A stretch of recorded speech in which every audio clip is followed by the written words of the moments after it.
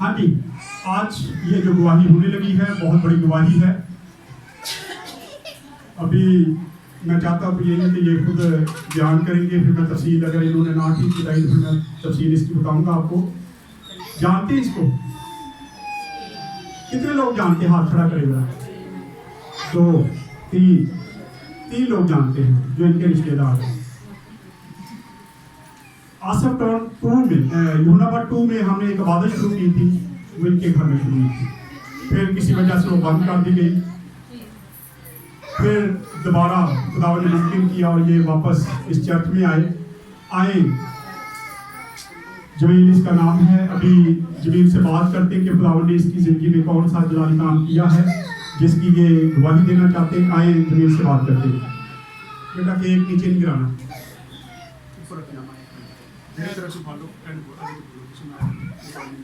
मेरी तरफ से आप सबको सलाम।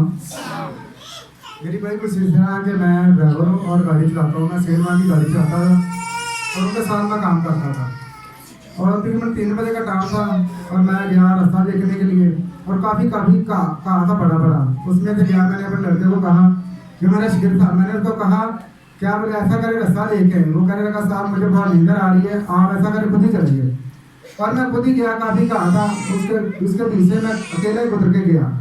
और जब मैं गया तो उसके बाद मैं देखा रास्ता काफ़ी ठीक था। और उसके दोबारा फिर मैं आया, मैं गाड़ी में बैठा और गाड़ी को मैंने स्टार्ट किया। तो स्टार्ट करके वहाँ मैं ले गया और वहाँ पे मैंने गाड़ी खड़ी कर दी। लड़कों को मैं उठाया, मैंने कहा यार अपना काम शुरू करो। और वो अपना काम शुरू करने लगे। मेरे पाँव में ना हमारी की खारिश हुई। जब मैंने देखा तो उसके पाँव में मेरे ना छोटा सा ना रोड़ा लग गया। मैंने कहा अपनी जो रोड़ा लग गया। और ना बढ़ते 2-3 दिन में शाला बन गया। और शाला बन के मैंने जर्नल में गया, चेक करवाया। उन्होंने हल्का सा काट लगा दिया। उन्होंने कहा 2 दिन के बाद आना। जब मैं 2 दिन के बाद गया तो मेरा पैर इतना बड़ा हो गया था। जब मैंने उसके पास गया तो उन्होंने कहा कि आपकी लात काटनी पड़ेगी। और जब उन्होंने कहा कि आपकी लात काटनी पड़ेगी, और मेरे भाई 2 थे और मेरी साथ में मेरी भरजाई भी थी छोटी और सॉरी बड़ी, वो रोना शुरू हो गई। कहने लगी भाई आपकी लात नहीं काटनी पड़ेगी। और उन्होंने जल्दी से कहा, मेरे भाई को कहा कि आप ऐसा करें साहब इनको ना घर ले गए, हमने लात नहीं करवानी। घर ले गए। उसके बाद मैंने मामू को कॉल की, मामू सुचो को कॉल की। उन्होंने कहा कि आप ऐसा करें, आप मेरे पास आ जाए। हम गए उधर तफाक में भी गए, सर्विस में गए। सर्विस में गए तो उन्होंने कहा कि इसकी लात काटनी पड़ेगी, ये बहुत बड़ा अब जो है ना जख्म पड़ चुका है, इसमें रेशा पै गया।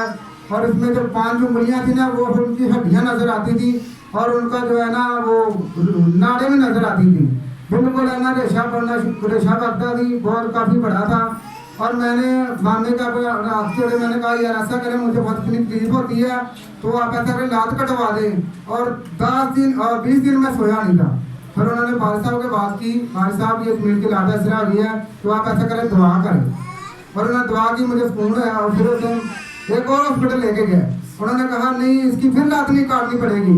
फिर जो है ना वो बाइस्तार बरार और अफजल और 4-5 लोग थे मेरे साथ, वो मेरे भाई थे। उन्होंने कहा नहीं लात नहीं काटनी पड़ेगी। डॉक्टर का गल पहनते कर गए, कहने लगे नहीं लात नहीं काटनी पड़ेगी, तुम ऐसा करो अगर आपसे इलाज होता है तो करो, नहीं होता तो छोड़ दो, हम खुद ही इलाज करवा देंगे। फिर ऐसा कहा को हॉस्पिटल गंगाराम हॉस्पिटल बताया, उस वहाँ गए और वहाँ ने थोड़ा ट्रीटमेंट किया और भाई साहब से दुआ करी। और भाई साहब ने 2 दिन दुआ की। तीसरे दिन भाई साहब ने कहा कि आप ऐसा करें, आप दुआ करें और अपनी मान से खुदा से तौबा करें, खुदा से इकरार करें और अपने गुनाहों का माफ़ी मांगे खुदा से, जो खुदा आपको माफ़ करे तो फिर मैं कुछ कर पाऊँगा। और फिर मैंने अपने खुदा से माफ़ी मांगी और मैंने रो के दुआ की। और मैंने रो के दुआ की, खुदा वंदा मेरे गुनाह माफ़ कर दे और जो बाकी ज़िंदगी है खुदा का मैं तेरे कदमों में गुजारना चाहता हूँ। तो खुदा ने मुझे माफ़ कर दिया। 5 लोग मुझे उठा के लेने जाते थे वाशरूम से, लेकिन अब खुदा का शुक्र है, खुदा के बंदे के वसीला से मैं यहाँ के सामने बिल्कुल मौजूद हूँ। अब मैं बैग भी चलाता हूँ, मैं गाड़ी भी चलाता हूँ, सब कुछ खुदा का शुक्र है। और ये खुदा के बंदे के वसीला से मैंने बरकत पाई है।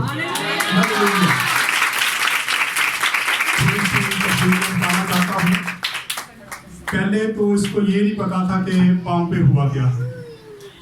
मुझे जब इन्होंने फ़ोन किया मुझे कहते जी कभी कहें कि जी ईंटें लग गई इसको, कभी कहें जी सांप लग गया है। जब ये डॉक्टर के पास गए तो इसकी नसें नज़र आ रही थी, हड्डियाँ नज़र आ रही थी, पाँव पे बहुत बड़ा जख्म था और खुला पड़ा था। जब दुआ शुरू की गई तो खुदा का शुक्र है वो जख्म भरना शुरू हुआ, हड्डियाँ बंद हो गई, नजर आना बंद हुई। फिर डॉक्टरों ने कहा कि इसकी सर्जरी होगी, इसके ऊपर गोश्त लगाना पड़ेगा, लेकिन खुदा का शुक्र है कि दुआओं से ही इसका सारा कुछ ठीक हुआ और अब जख्म हीला पे, अब जख्म बिल्कुल भर गया है।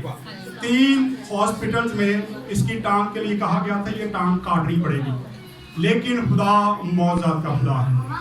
खुदा बहुत बड़े काम करता है, वो तो मुर्दे जिंदा कर देता है। तो ये कोई एक छोटा सा जख्म था। खुदा का शुक्र है कि खुदा ने इसको सेहत और तंदुरुस्ती दी।